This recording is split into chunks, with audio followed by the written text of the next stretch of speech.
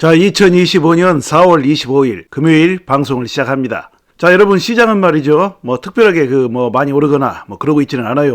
얼마 전에 조정을 겪은 다음에 한번 비트코인이 좀 제법 상승을 살짝 했다가 다른 코인들도 따라서 좀 올랐었죠. 자, 그래 놓고 나서 다시금 또 이제 오르락내리락 답보 상태예요. 자, 그러나 말이죠. 시장은 이제 상승으로 어느 정도 추세 전환을 하려고 하는 그런 모습이에요. 자, 그러니까 그런 거 참고하시고요. 자, 시장에 어떤 이슈가 있는지, 또 리플레이스 RP는 어떤 중요한 소식들이 있는지 한번 보시도록 하죠.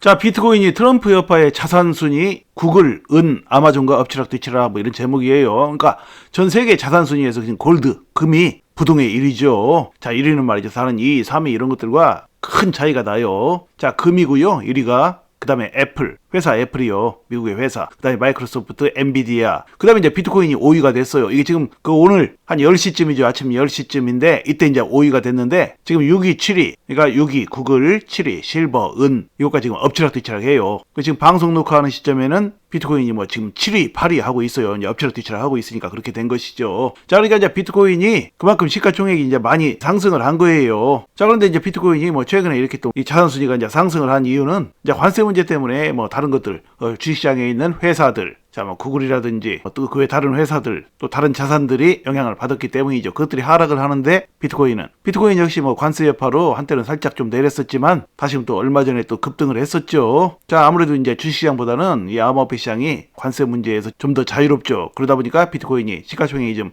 올라간 그런 측면이 있어요. 자, 그러니까 말이죠. 암호화폐 시장은 이 주식시장과는 어느 정도 좀 디커플링을 한다라고 좀 보시면 돼요. 물론 함께 커플링을 해서 함께 갈 때도 있지만 반대로 갈 때도 상당히 많아요. 그러니까 이제 주식시장과 암호화폐 시장의 성격이 틀린 것이죠. 주식시장은 기업의 가치를 그대로 대표하고 암호화폐 시장은 다분히 이제 시장의 인기적인 요소가 강하게 작용을 하죠. 자, 그런 부분들이 있기 때문에 이제 관세 충격 여파 이런 거에서도 꽤 자유로울 수 있는 곳이 바로 암호화폐 시장이죠. 자, 이런 거 참고하시고요. 그 다음 보시면 소프트뱅크 7년 만에 비트코인 재투자 9억 달러 규모 그랬어요. 소프트뱅크 하면은 어디입니까? 자, 일본의 자산 순위가 엄청나게 높은 어마어마한 기업이죠. 자, 소프트뱅크 손정희 회장이에요. 자, 그런데 자, 소프트뱅크에서 전에도 이제 그 비트코인에 좀 투자하고 그랬는데 이번에 또 7년 만에 비트코인에 재투자한다라는 얘기예요. 자, 9억 달러 규모예요. 자, 그러니까 비트코인의 인기, 앞으로 이제 비트코인이 잘 나갈 것이다. 자, 이런 시장 분위기가 좀 무르익는 듯 하면서 이제 소프트뱅크도 다시금 참여를 하는 것이죠. 자, 그러니까 기업도 별 수 없어요. 시장에 나오는 그런 것들 보고 기업들도 시장 분위기에 어느 정도 기업들도 좀 농락당하는 그런 것들이 있어요. 기업들이라고 해서 이렇게 이제 투자하는 기업들이 다 돈 버는 게 아니에요. 그러니까요. 자, 너도나도 이렇게 이제 다들 투자한다고 할 때 비트코인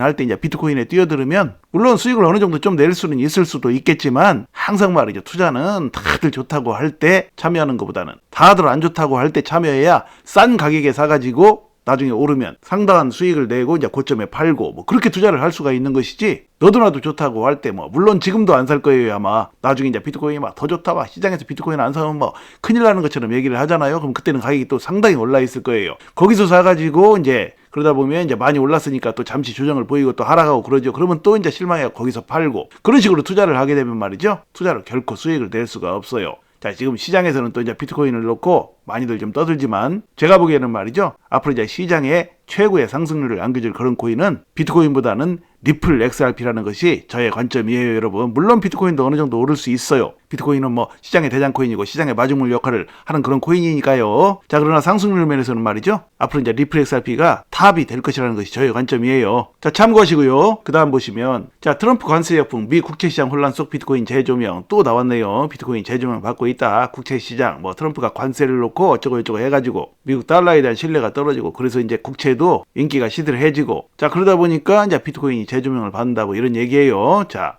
재조명 받는 순간도 또 있죠. 자, 그러다가 또 금방 또 시장 상황은 변하고 또 그래요. 그렇기 때문에 어떻게 될지 몰라요. 자, 어쨌든 지금은 비트코인뿐만이 아니라 이제 암호화폐가 재조명을 받고 있는 그런 타이밍이에요. 자, 그 다음 보시면 자, 2035년까지 4천조 원 시장 전망, 부동산 토큰화 주요 금융 방식으로 부상 이런 제목이에요. 부동산 토큰화 이게 뭡니까? 자산의 토큰화 제가 얼마 전에 말씀드렸죠. RWA 시장이요. 그러니까 전 세계의 개인이나 기관이나 국가가 가지고 있는 모든 자산들, 현금이 됐든 부동산이 됐든 어떤 미술품이 됐든 개인이 가지고 있는 자산들이 있죠. 그런 것들을 모두 토큰으로, 그러니까 블록체인상의 토큰으로 관리한다라는 거예요. 그러니까 간편해지겠죠, 관리하는 것이. 자, 그래서 세상은 말이죠, 앞으로 이제 이 실물자산 토큰화로 나아가게 되어 있어요. 지금 급격히 그렇게 이루어지고 있죠. 얼마나 편합니까? 토큰으로 다 관리가 되는데, 또 블록체인상으로 관리를 하게 되면 블록체인은 또 오류가 거의 없죠. 누가 조작할 수도 없고요. 자, 그런 장점 때문에 이제 그 토큰화로 이제 부동산뿐만이 아니라 모든 자산들이 이렇게 나아가는데, 이 실물자산 토큰화 시장에서 지금 가장 강자가 또 누구입니까? 최고의 강자.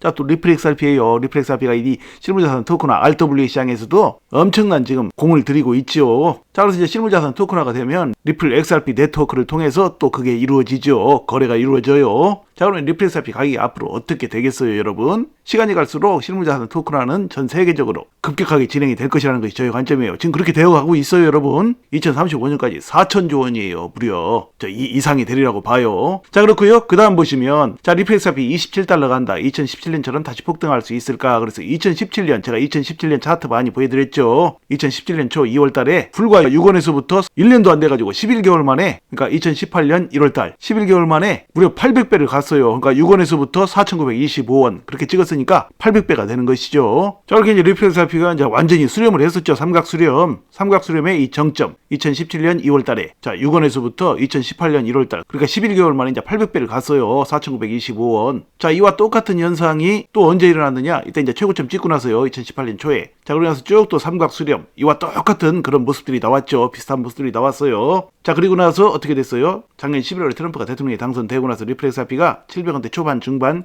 거기서부터 쭉 이렇게 올랐죠. 쭉 올라가지고 5,000원 근처까지 갔어요. 4,920원보다는 살짝 높게 갔는데 5,000원을 못 넘었어요. 자, 그리고 지금 3,000원대 초반이에요. 자, 어쨌든 이렇게 쭉 올랐는데 이게 오른 것도 아니에요. 2020년 10월에 소송에 걸려가지고 리플렉스RP가 무려 4년 동안 다른 코인들 다들 수십 배씩 수백 배씩 오르는데 리플렉스RP만 못 오르고 700원대 초반 중반 거기로 이제 반대로 가격이 그렇게 동전 가격으로 갔어요. 그래서 거기서 겨우 지금 700원대 초반 중반에서 지금 3,000원이니까 오르긴 올랐지만 이게 거의 오른 것도 아니라는 얘기예요. 다른 코인들 오른 것에 비하면요. 자, 그래서 이제 리플렉스RP 지금 여기서도 조만간 더 이제 쭉쭉 올라가지고 다시 리플렉스RP가 27달러 정도 갈 수 있다. 그럼 뭐 해외에 또 유명 분석가의 또 그런 전망이 있어요. 제가 보기에는 말이죠, 이런 상승이 나올 것이라고 봐요. 그렇게 되어 있어요. 산이 높으면 골이 깊고 골이 깊으면 산이 높게 되어 있죠. 리플렉스RP는 지금 골이 깊었어요. 자, 지금 뭐 3,000원대 이것은 오른 것도 아니란 얘기예요. 자, 그렇기 때문에 2017년에 나타났던 그런 상승, 자, 그런 상승이 지금 11개월 만에 800배인데 리플렉스RP는 지금 겨우 몇 배 오른 거예요. 700원대 중반에서부터 지금 3,000원이면 5배도 안 돼요. 4배 정도? 800배를 이때 갔었는데 겨우 4배 간 거예요, 지금요. 그러면 리플렉스RP가 자, 27달러만 가겠어요.